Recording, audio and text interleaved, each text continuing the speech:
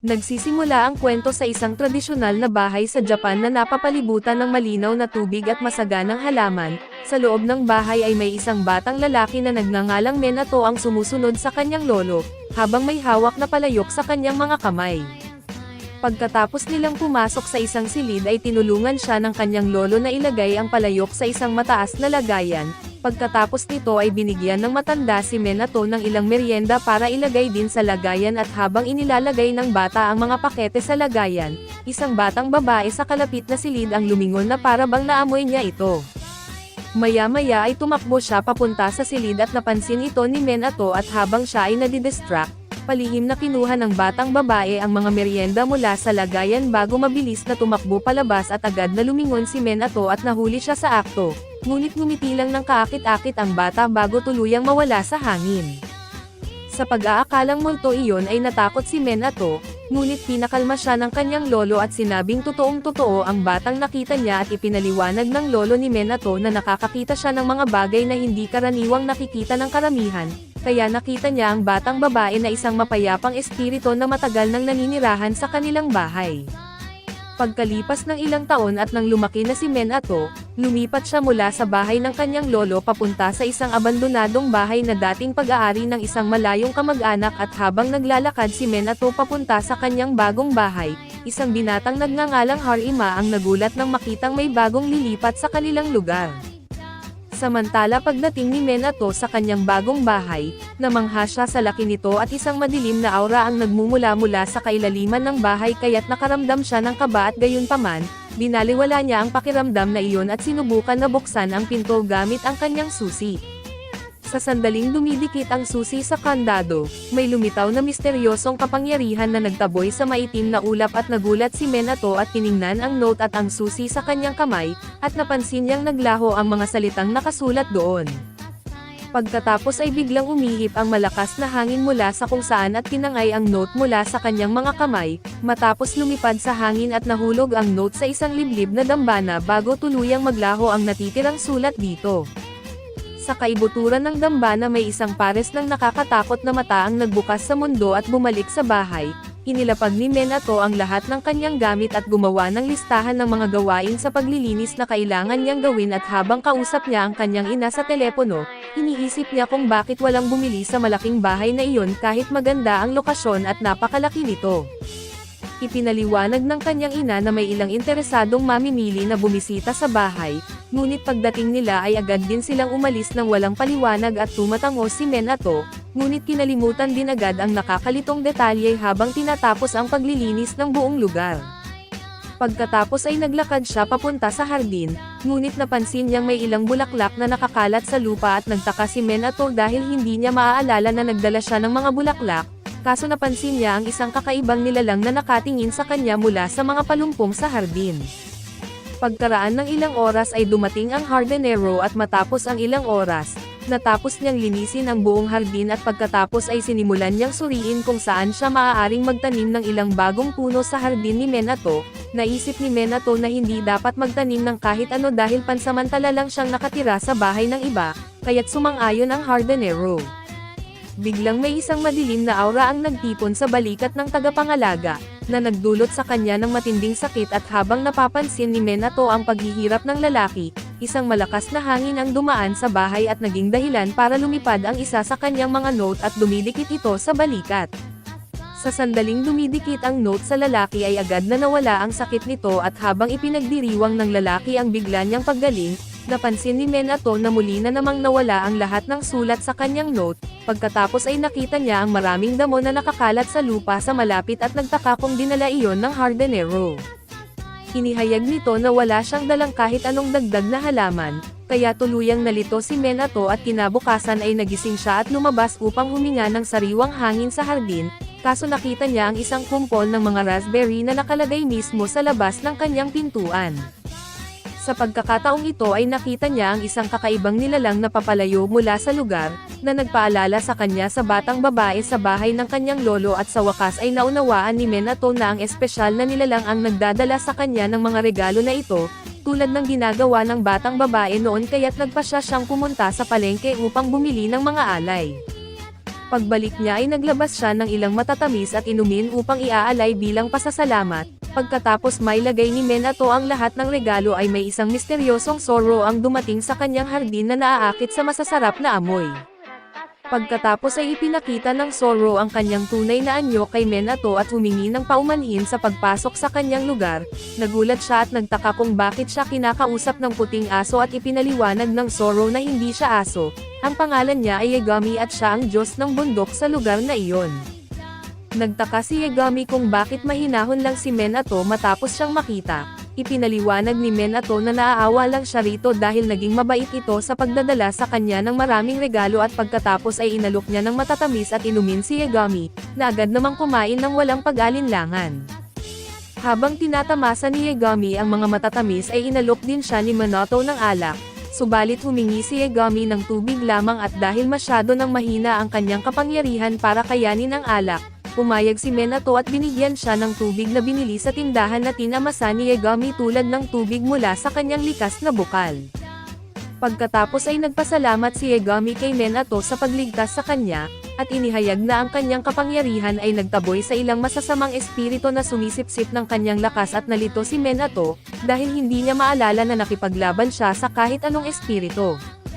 Kaso ipinaliwanag ni Yagami na ang mga sulat sa kanyang mga note ay may espesyal na kapangyarihan na kayang magtaboy ng masasamang espiritu. Sa wakas ay naunawaan ni Minato kung bakit laging nawawala ang kanyang mga sulat matapos ang mga kakaibang pangyayaring iyon.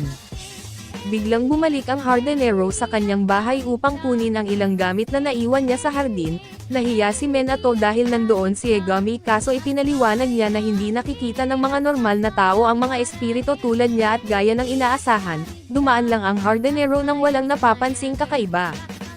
Kaya muling nagsalin si Minato ng tubig para sa Zoro at sa pagkakataong ito, binigyan niya si Yagami ng isang bote ng sparkling water na labis nitong ikinagulat at gayunpaman, nagustuhan din ni Yagami ang mga bula sa kanyang bibig.